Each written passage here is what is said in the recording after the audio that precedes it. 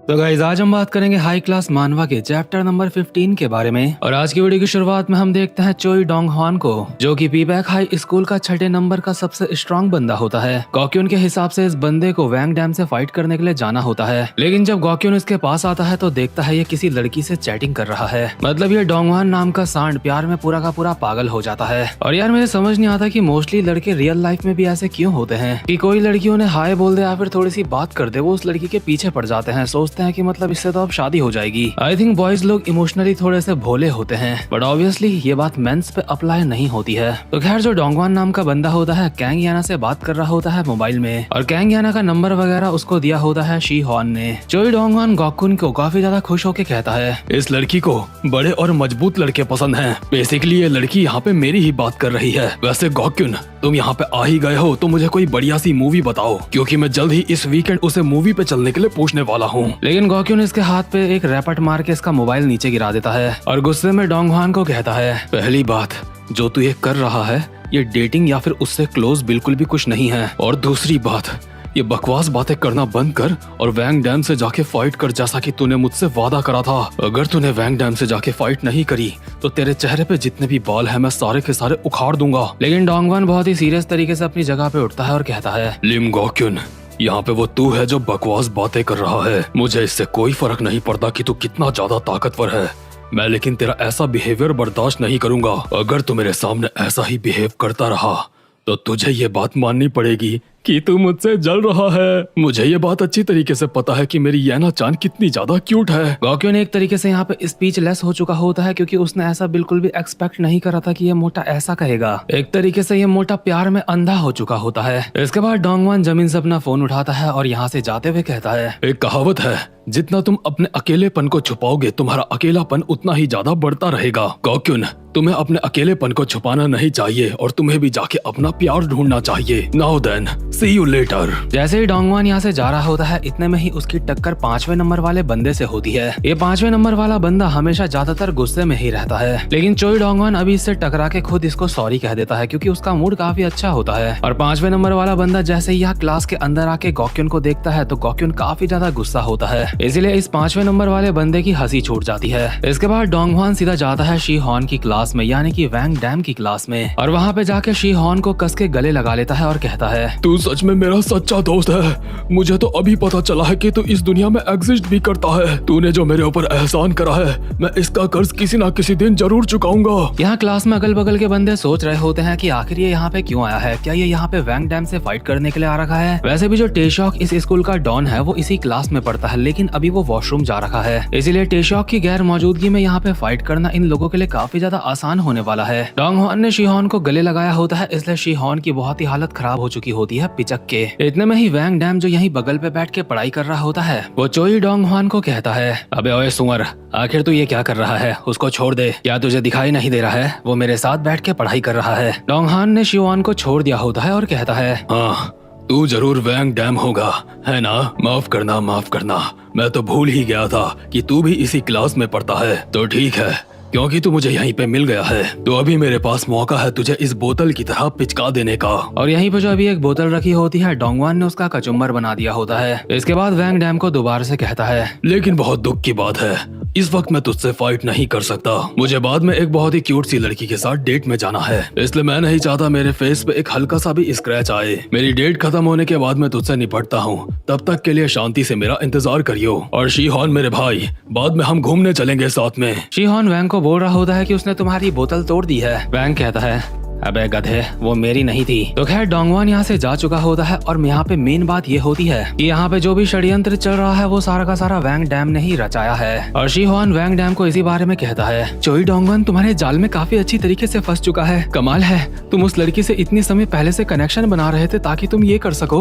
लेकिन आखिर तुमने ये सब कुछ करने के लिए ईस्ट गैंगबक वाली लड़की को कैसे मनाया, और कैंग याना को वैंग डैम ने कैसे मनाया, ये जानने के लिए हम देखते हैं एक पुराना सीन जहाँ पे कैंग याना वैंग डैम को पढ़ा रही होती है। लेकिन वैंग डैम डैम एक नंबर का निठल्ला है जिसे पढ़ाई वढ़ाई में कोई भी इंटरेस्ट नहीं है, इसलिए उसे आदत नहीं है पढ़ाई करने की। ये बात काफी सारे लौंडों के दिल पे लग सकती है क्योंकि वो इस चीज से खुद को रिलेट कर सकते हैं। लेकिन चिंता मत करो, जरूरी नहीं है कि अगर कोई पढ़ाई में अच्छा ना हो तो वो एक जीनियस नहीं बन सकता। दिखाने के लिए ये बात तो मैं तुम्हें बोल रहा हूँ, लेकिन बिहाइंड द सीन मैं खुद को दिलासा दे रहा हूँ। तो खैर वैंग डैम के पढ़ाई ना करने की वजह से ये लड़की चिल्ला के वैंग को कहती है, गधे कहीं के तुझे इतनी बेसिक सी चीज नहीं आ रही है, ये तो कोई छोटा बच्चा भी कर लेगा। अगर तुझे इतने आसान सवाल नहीं आ रहे हैं तो तू मुश्किल सवाल कैसे करेगा? तेरी हालत देख के मुझे ऐसा लग रहा है तेरी पढ़ाई मुझे नर्सरी क्लास से स्टार्ट करवानी होगी। इसकी बकड़ बकड़ सुन के वैंग ने अपने कान बंद कर लिए होते हैं और अपने मन में कहता है, शिहोन जब मुझे पढ़ाता था तो बहुत ही रिलैक्स होकर पढ़ाता था, इसकी तरह चिल्लाता नहीं था। और उससे भी ज्यादा जरूरी बात, भले ही मैं चोई डोंगवान से फाइट में नहीं हारूंगा, लेकिन उससे फाइट करके मुझे अपना सारा स्टेमिना खत्म नहीं करना है। इसीलिए मुझे चोई डोंगवान को किसी लड़की के जाल में फंसाना होगा। लेकिन दिक्कत तो यह है कि मैं किसी लड़की को जानता भी नहीं हूँ। तो खैर कैंग याना शांत हो चुकी होती है और दोबारा से वैंग डैम को पढ़ाने लगती है। लेकिन वैंग की नजर अभी याना पे टिक चुकी होती है क्योंकि उसे अचानक से रियलाइज होता है कि शायद ये भी तो एक लड़की ही है। इसलिए वैंग बहुत ही एक्साइटेड होकर कहता है, अरे हाँ तू भी तो एक लड़की है, मैंने सही कहा ना, तू एक लड़की है ना? वैंग की ऐसी पागलों जैसी बात सुन के कैंग याना ने अपना सर पकड़ लिया होता है और कहती है, हे भगवान, आखिर मैं यहाँ पे क्या कर रही हूँ?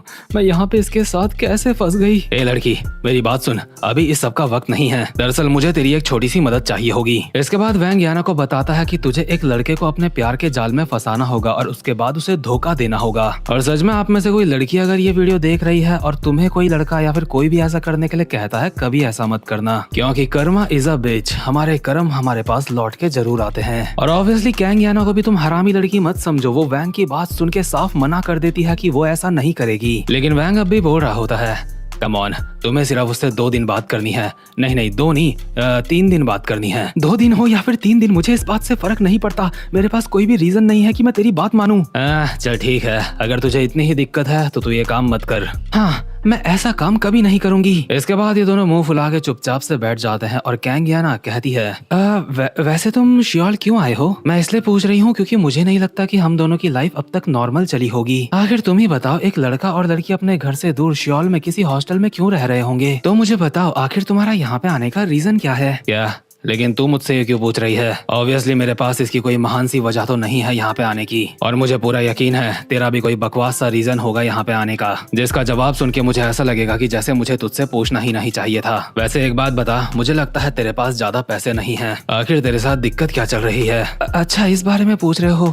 वैसे ये लंबी कहानी है, लेकिन अगर शॉर्ट में तुम्हें बताऊँ तो मैं बिना कुछ ज्यादा सोचे समझे यहाँ पे आ गई थी। लेकिन जब मेरा यहाँ पे पहला दिन था तो एक लड़का यहाँ पे बाइक से पैसे उड़ाता हुआ जा रहा था। ये बात सुन के वैंग के कान खड़े हो जाते हैं क्योंकि ऐसा तो उसके साथ भी हुआ है। लेकिन कैंग याना बहुत ही खुशी खुशी बता रही होती है, सच में मैंने बिल्कुल नहीं सोचा था कि मेरे साथ इतना बड़ा चमत्कार हो जाएगा। मुझे समझ नहीं आ रहा है वो बाइक वाला लड़का पैसे क्यों उड़ा रहा था। उसके लंबे बाल थे, काले रंग के कपड़े पहने हुए थे और उसकी बाइक के पीछे लकड़ी की कोई चीज रखी हुई थी। और वो सब कुछ अभी इस कमरे में मौजूद होता है, जो चीज कैंग याना ने भी देख ली होती है। इसलिए यहाँ पे एक तरीके का सन्नाटा हो जाता है और वैंग अचानक से इसको खाने के लिए दौड़ पड़ता है और कहता है, मुझे मेरे पैसे वापस चाहिए, मेरे पैसे दे मुझे। आखिर अब मैं तुझे तेरे पैसे वापस कैसे करूं? मेरे पास नहीं है। वो पैसे मेरे गुजरे हुए फादर के थे।